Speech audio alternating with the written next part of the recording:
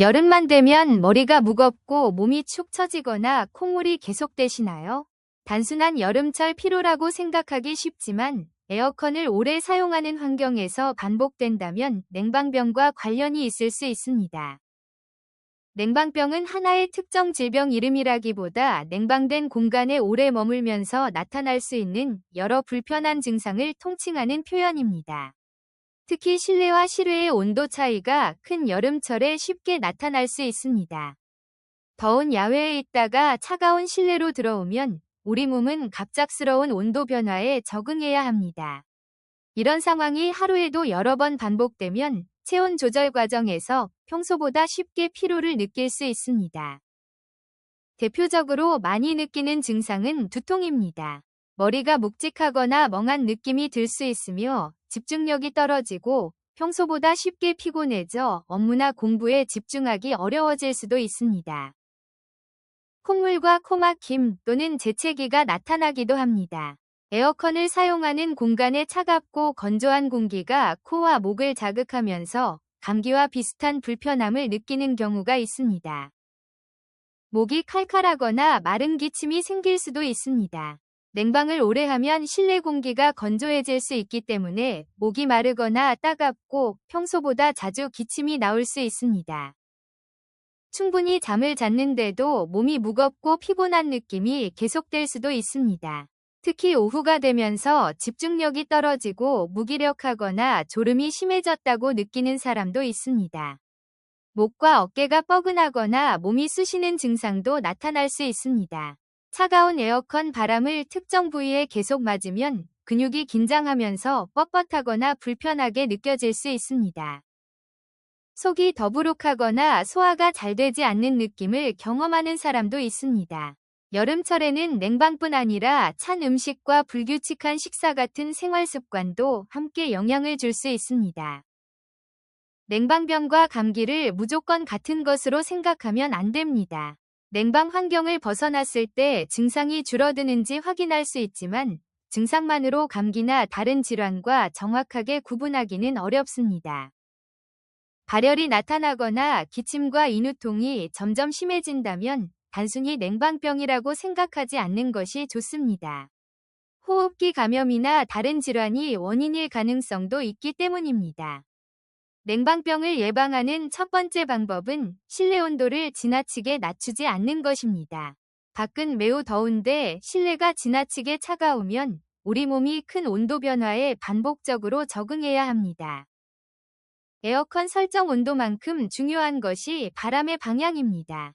차가운 바람이 얼굴이나 목 또는 어깨에 장시간 직접 닿지 않도록 에어컨의 풍향을 적절하게 조절하는 것이 좋습니다. 사무실처럼 에어컨 온도를 마음대로 바꾸기 어려운 장소에서는 얇은 겉옷을 준비하는 것도 좋은 방법입니다. 쉽게 입고 벗을 수 있는 카디건이나 가벼운 셔츠를 활용해 보세요. 오랫동안 냉방된 공간에 앉아 있다면 중간중간 자리에서 일어나 몸을 움직이는 것이 좋습니다.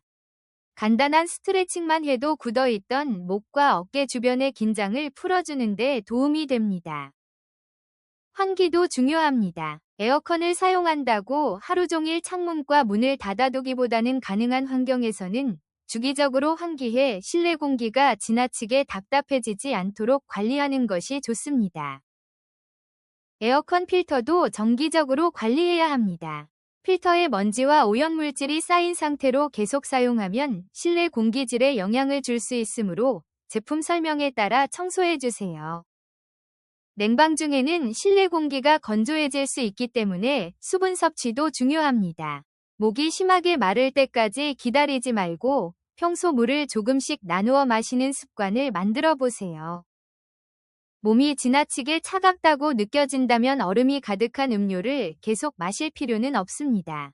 자신의 몸 상태와 상황에 따라 적당한 온도의 물을 선택해 수분을 보충하는 것이 좋습니다. 여름철에는 더위 때문에 식욕이 떨어져 식사를 거르는 경우가 많습니다.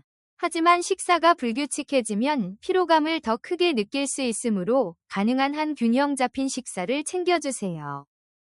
수면 관리도 중요합니다. 열대야 때문에 밤에 제대로 자지 못한 상태에서 하루 종일 냉방된 공간에 있으면 피로감이 더욱 크게 느껴질 수 있으므로 충분한 휴식이 필요합니다. 퇴근하고 집에 돌아오자마자 에어컨 바로 앞에서 강한 찬바람을 맞는 습관도 줄이는 것이 좋습니다. 땀을 닦고 옷을 갈아입은 뒤 몸을 천천히 식혀주세요. 잠을 잘 때도 에어컨이나 선풍기 바람이 얼굴과 몸에 계속 직접 닿지 않도록 하는 것이 좋습니다. 풍향과 온도를 적절하게 조절하고 필요한 경우 예약 기능을 활용해 보세요. 자동차에서도 마찬가지입니다. 뜨거워진 차량에 탑승한 직후 에어컨을 매우 낮은 온도로 설정하기보다는 먼저 뜨거운 공기를 빼내고 적절한 온도로 냉방하는 것이 좋습니다. 냉방병이 의심된다면 현재 생활 환경부터 확인해 보세요. 에어컨 온도가 너무 낮지는 않은지 또는 찬바람을 직접 맞고 있지는 않은지 하나씩 확인하는 것이 중요합니다. 증상이 가볍다면 냉방 환경을 조절하고 충분히 쉬면서 수분을 섭취해 보세요. 과로나 무리한 야외 활동을 줄이고 몸이 회복할 수 있도록 충분한 휴식을 취하는 것도 중요합니다.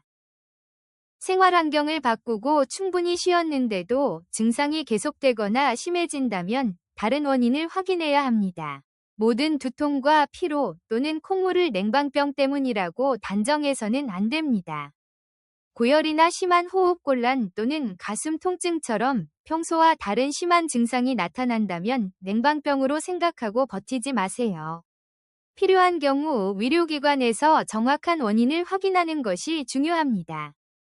냉방병 예방의 핵심은 에어컨을 사용하지 않는 것이 아니라 적절하게 사용하는 것입니다.